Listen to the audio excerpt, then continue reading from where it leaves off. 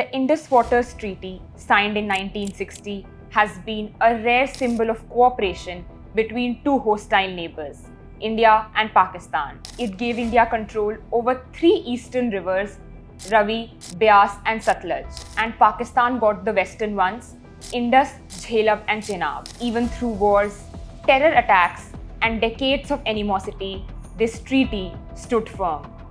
Until now. On April 23rd, India's Cabinet Committee on Security (CCS) meeting, led by Prime Minister Narendra Modi, delivered the suspension of this treaty for the first time in 65 years, after at least 26 tourists were killed in Pahalgam by terrorists from the resistance front linked to Pakistan-based Lashkar-e-Taiba. India's message is clear: blood and water cannot flow together.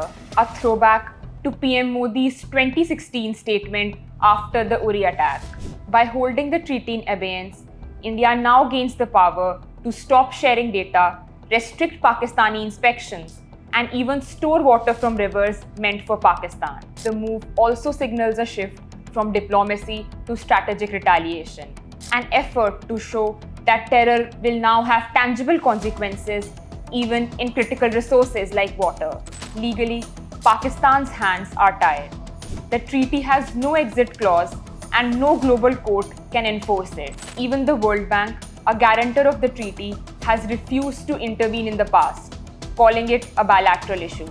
Pakistan, which receives nearly 80% of the Indus River water, heavily relies on it for drinking, farming and industry. With only 10% annual water storage capacity, any disruption could hit its economy hard, especially its agricultural sector, which contributes 23% to GDP and employs over 68% of rural workers.